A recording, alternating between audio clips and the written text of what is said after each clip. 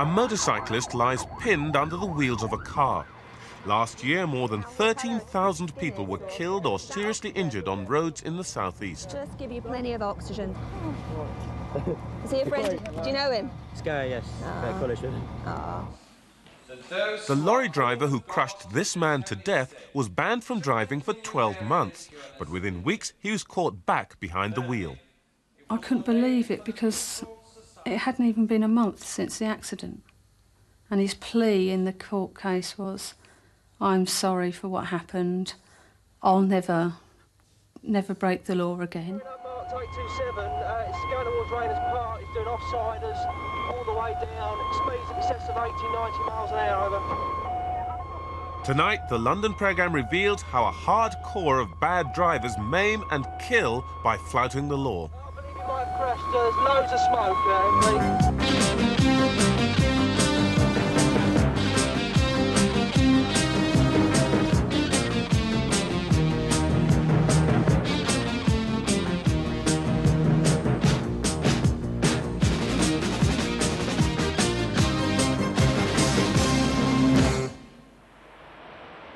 This is Nikki Lockley, aged 7, on holiday with her family in Florida 4 years ago.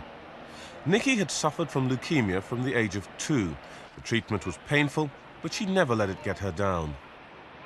You can't explain to a child why you're letting people hurt her. But all we could say was, but it's going to make you better. And I think in the end she accepted that, and she fought all the way through it. In November 1992, Nikki was finally given the all-clear by doctors. But 6 months later, on a May afternoon, she left her parents' pub in Romford, Essex, to go to the sweet shop with her friend Emma. As always, they went to the pedestrian crossing. A passenger in a car which stopped to let her cross saw what happened next. My colleague slowed down, and while she was doing that, she shouted, "Oh my God," because a car was approaching to overtake her, and then when he did that, he just knocked one of the girls down. A witness rushed to the pub to tell Michael and Karen Lockley what had happened. When I ran out there, the cars were stacked back for miles already. And there was a woman holding Nikki in the middle of the road. And I made sure she was just breathing, but I was frightened to do anything. Nikki had suffered severe head injuries. In hospital, she was put on a life support machine, but within hours, her parents had to face an agonizing decision. We sat in the waiting room for a while, and they fetched us in, and we had to give them permission to switch the machine off. So they told us there was no hope. Nobody told us she died. We had to make that decision ourselves, because they told us that her heart was beating quite strong. But the brain damage was total. The driver of the car was Colin Vano, a 33-year-old fruit and vegetable wholesaler who had just left a hypnotherapy session to help him lose weight. It later emerged in court that he had overtaken 2 waiting cars before hitting Nikki as she walked across the pedestrian crossing. Vano had been in court for driving offences before. He had even been convicted for speeding on the same stretch of road where he killed Nikki. They'd be convicted not far from the pub or this road, Main Road, and Main Road isn't a big road. He'd already got a conviction on Main Road for speeding and for crossing a red light not far away as well. Today, the Metropolitan Police launched their annual Christmas campaign against drink driving. The campaign's been so successful that drunk drivers now account for less than 1 in 7 fatalities on the road. Over the past 15 years, the number of drink-related road deaths has fallen by 40%. But our research reveals that there's now a far bigger killer which attracts less publicity. Bad drivers who speed or go through red lights are now estimated to cause at least 1/3 of deaths on the road. Thames Valley Traffic Police Officer Martin Harper is out on patrol. He's just received a call to a road crash. Traffic accident at Langley involving a motorcyclist, and the motorcyclist is trapped under the vehicle. So obviously it's potentially a very serious accident. The fire brigade have got there first and are trying to free the man. Sky, yes. Collision. Keep breathing, mate. Keep breathing. And I saw the white car pull out. hit something, and I didn't know it was a motorbike till I heard the man scream. It was underneath the wheels, and that was it. I jumped out and I ran over and asked him to ring the fire brigade and the ambulance. Once the tyre is removed, the man can be freed. In this case, the motorcyclist is lucky. He's taken to Wexham Park Hospital, where it's discovered he's escaped without any fractures, although he needs a skin graft to his lower leg. This sort of accident could have ended up with the motorcyclist being killed. But, the most likely result of this would be a careless driving against the driver that's collided with the motorcyclist. But as we say, obviously that's all to be looked into as yet. A woman motorist is helping police with their inquiries. The biggest cause of accidents like this is bad driving. Metropolitan Police statistics show that last year offences such as speeding, driving too close to other vehicles and going through red traffic lights were a factor in at least 33% of serious and fatal accidents. According to the same figures, only 2% of accidents involved drinking and driving. Robert West from St George's Hospital Medical School, Tooting, has carried out research into driver behaviour. For many years, people have thought that accidents are really a product of lack of skill in driving, that drivers would have accidents. For example, women would have more accidents because they're less skilled as drivers than men. Recent research has really shown that skill has almost nothing to do with accident liability. It's much more to do with the way we choose to drive the car, because in a sense driving a car is as difficult or as easy as you want to make it, depending on how fast you go and how you choose to drive. West's research is supported by the experiences of traffic police officers. Talking to people when you stop them, you can see the ones which are going to have accidents. They're the ones that can't see that they're doing anything wrong, or they just don't care what they're doing. Right, he's actually reading as he's going along. I've got the map. A study of 1,600 drivers found that those admitting frequent motoring violations, such as disobeying traffic signs and speeding, were 3 times more likely to have crashes than drivers who rarely broke the law. And drivers who've had accidents are 2 to 3 times as likely again to have accidents in the future. It used to be thought that most accidents were simply caused by human error. But the new research reveals that many motorists who cause death or injury are deliberately choosing to ignore the rules of the road. In 1992, the government introduced tough new laws designed to crack down on dangerous driving. 2 years on, it's become clear that these laws have failed to deliver. Many dangerous drivers who maim or even kill are still being let off with light sentences. Up until 1992, drivers could be charged with reckless driving or causing death by reckless driving. But in practice, the courts found these laws very difficult to enforce. The reason why juries found it hard under the old law to convict for reckless driving was because the test required them to look inside the driver's mind at the point when the bad driving was done. If they could do that and try and read his mind, then they could bring home a conviction. Otherwise, too often, an acquittal followed. In an attempt to overcome this problem, a bill was put before Parliament which replaced the reckless driving charges with new offences, including dangerous driving and causing death by careless driving under the influence of drink or drugs. We're determined to crack down on bad driving. We are therefore creating new offences which should more satisfactorily permit convictions for bad driving. Now, all a jury has to decide is whether the defendant was driving dangerously, not what his intention was. Maximum sentences have also been increased from 5 to 10 years. In the case of Nicky Lockley's killer, Colin Vanno, the police recommended a charge of causing death by dangerous driving. But the Crown Prosecution Service decided to go for the lesser charge of careless driving. This offence does not carry a prison sentence, and the maximum penalty is a fine in the magistrate's court. He'd overtaken on a pedestrian crossing. He'd obviously failed to give precedence because he'd hit a little girl, my little girl. And the CPS didn't consider that evidence for death by dangerous. But when the coroner held the inquest to certify the cause of death, he said he was not satisfied with the opinion of the Crown Prosecution Service. He abandoned the hearing and referred the case back to the CPS, urging them to charge Vanno with causing death by dangerous driving. The following month, the CPS changed the charge against Vanno to death by dangerous driving. In March, he was committed to the Old Bailey for trial. The only reason they ever went to the Old Bailey was because a coroner had the balls to sit there and say, I'm not dealing with this, this is too serious to hear in a coroner's court. The Vanno case highlights the reluctance of the CPS to go ahead with prosecutions for causing death by dangerous driving. In 1993, only 11 more people were charged with causing death on the road under the new charges than under the old laws in 1991. 20% fewer cases came to trial, and convictions were down by 13%. Leading lawyers believe the CPS brings less serious charges because the dangerous driving offences require a costly Crown Court trial. So because of cost, they've been more willing to take a plea to careless driving or more willing just to caution instead. And they reserve the right to prosecute to what they consider to be very serious cases. So the fact of the matter is that the intention of Parliament is being frustrated in practice by the fact that the CPS haven't got the funds in order to prosecute.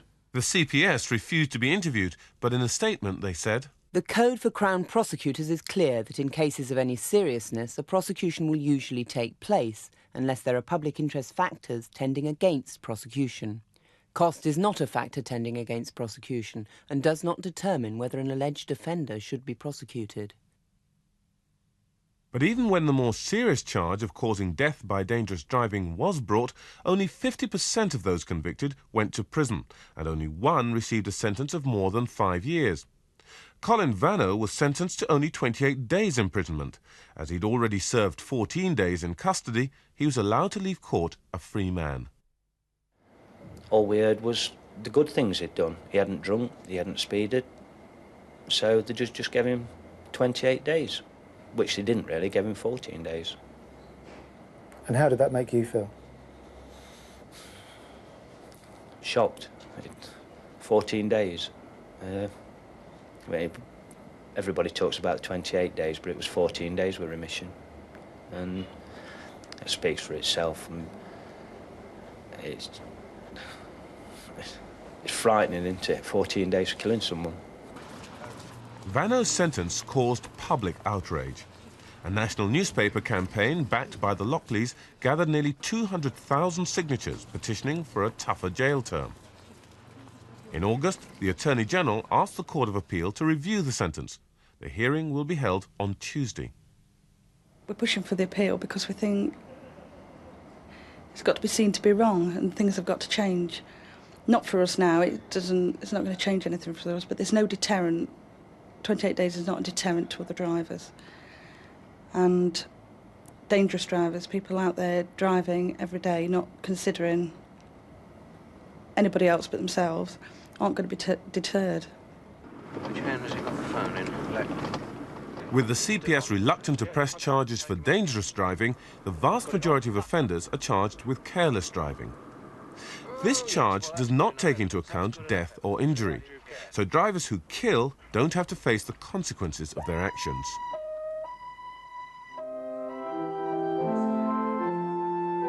Kevin and Rosemary Slade from Bedfordshire had only been married 8 months when Kevin was crushed to death by a lorry which overtook his motorcycle on a narrow road and pulled in too sharply. The driver, Paul Lightfoot, was charged with careless driving. When Lightfoot appeared in the magistrate's court, there was little mention of Kevin's death. It was almost as if he was just an animal that got knocked over.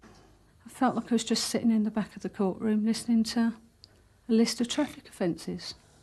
And that was it. There was no details of the accident that night at all. It was only when I went to the inquest that I actually found out exactly what happened on that night. Lightfoot was fined just £1,000 for the careless driving charge. Little Siobhan was only 12 weeks old when her father was killed. We couldn't have her easily. I had to have an operation and it was successful. So everything was like a fairy tale, you know. We'd finally got this little bundle that we wanted. And all of a sudden he was robbed of the chance of bringing her up. Rosemary believes courts should be able to take into account death or serious injury when sentencing an offender for careless driving. Many experts agree.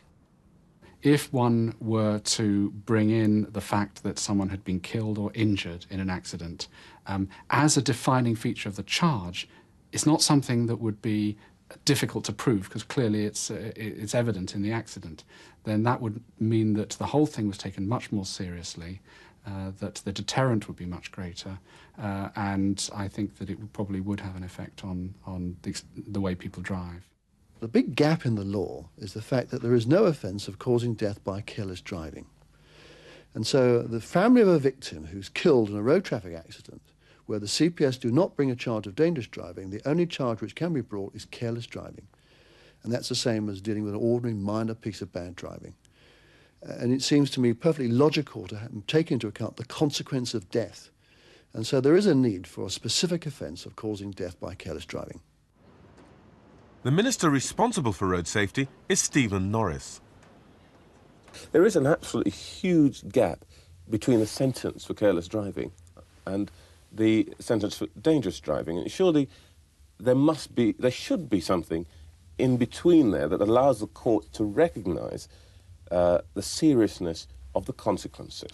Well, I think our view actually is that the gap is not as wide as you suggest. We do have on the statute book a very wide variety of offences with which people can be charged if they do something utterly irresponsible behind the wheel of a motor car, and whether as a result they cause injury or death, in fact on occasions if they cause no injury at all.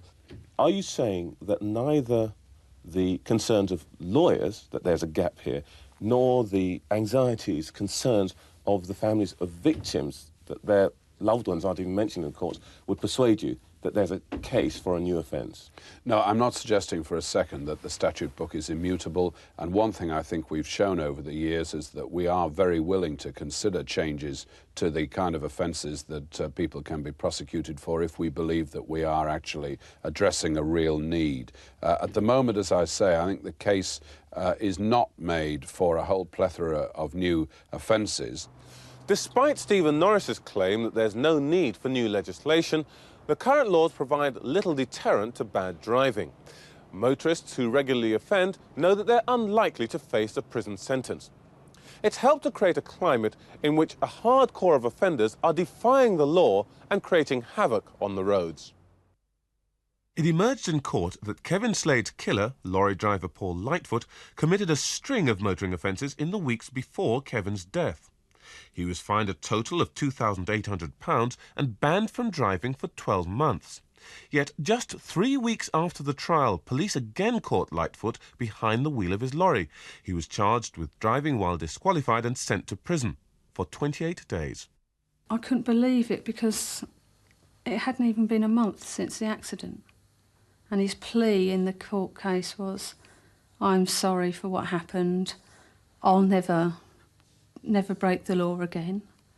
I'll make sure I drive carefully."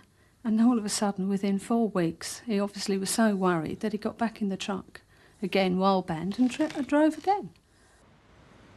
This man has convictions for 68 driving offences, including joyriding and speeding. He's been banned 18 times. You drive down the road and you'd notice a police car, he'd notice you, and you think, well, they're going to pull me, so you drive on a bit, their light goes on, and you think, well, I'm not going to take a pull and go to the court, I'm going to go for it. You put your foot down, and you just fled off and hope to get away from him. 99% of the time, you do. Even when he's caught, it hasn't stopped him from driving. Because you go to the court, you're being banned, and they say, well, you're free to go. And most people go out and go and drive again and get another ban because they know that nothing's going to happen. The latest official figures show that more than 46,000 people have been convicted of driving while banned in 1993 alone. And of these, only 1 in 5 went to prison. Stephen Wedd is vice chairman of the Criminal Law Solicitors Association. He believes tougher measures are needed. I'm quite sure that a mandatory period of imprisonment would have the same effect on driving whilst disqualified as the mandatory disqualification has for drink driving. At the moment, if you drink and drive and you're caught, you're banned for a year. possibly more. If you knew when getting into the car whilst disqualified that you would be sent to prison as a mandatory sentence, I'm quite sure that would have the required effect. Would you be in favour of the idea of introducing a mandatory prison sentence for driving while disqualified? I've personally always walked away from the idea of mandatory sentences because one knows, and my goodness, driving is certainly an area where this is true, that every incident is different, that the difference between tragedy and a near miss can be a microsecond. I'm not personally attracted to the idea ever of applying absolute mandatory sentences. Families of those killed on the road claim that the current legal system all too often allows the guilty to go free. But they also feel that their own plight is being ignored. While the victims of other crimes, such as burglary or robbery, benefit from practical and emotional support to help them cope with the ordeal, those shattered by a death on the road receive no official help and are left to fend for themselves.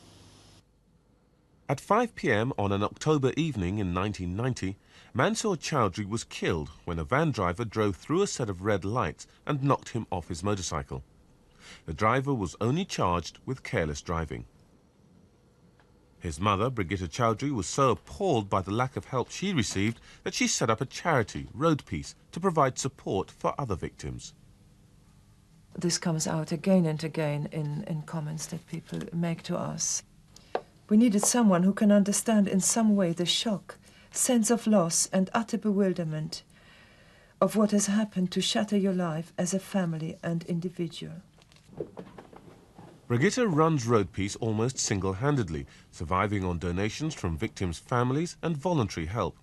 The statutory body Victim Support is not funded to help relatives of those killed in road crashes, and even the branches that say they're willing to help are, in practice, dealing with almost no cases. We called our organisation Road Peace because we know that the majority of road deaths are actually preventable. And we feel very much that it's a war out there on the roads, and we want peace. We don't want our children to be killed. We don't want our future to be taken just because drivers want to have the right to speed down the road and break the law. Road accidents in London are on the increase. Between January and June, nearly 19,000 people were injured. Bojol Islam was knocked down 4 weeks ago outside his school in Finchley. He was crossing a zebra crossing, coming back from a shop, and there was a lorry who waited for him, and a car behind overtook him and knocked him and sent him flying. After he died without regaining consciousness, pupils at his school, Quintin Kynaston, organised a mass demonstration to protest about the dangers on the road outside their gates. But we would like now absolute silence from everybody. In the last 3 years, 45 people have been injured along the same stretch of road. What's the world coming to that us kids can't cross the road outside our own school? Have you found it dangerous? Yes.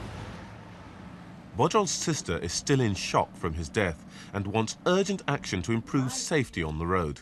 I just want to see justice being done. I'll be just not just me. Everyone wants to put traffic lights here. We don't want to see someone else dead before they decide to do something about it. Nikki Lockley was killed just over 18 months ago. Her family are still trying to come to terms with her death. I don't know what Vano's Christmas Day is, but our Christmas Day starts at the grave. I mean, I was one of the big ones saying that you get over these things, but well, I just can't see how you do it at the moment. And Karen's probably the best one with that. I'm just absolutely devastated. Maybe she fought too hard with the leukemia, and I think the Lord says children are a gift, and we were never really meant to keep her. That is probably the only comfort I've got now, that maybe we had her to give us 9 years of happiness, which she gave us, but she wasn't going to be able to give us any more.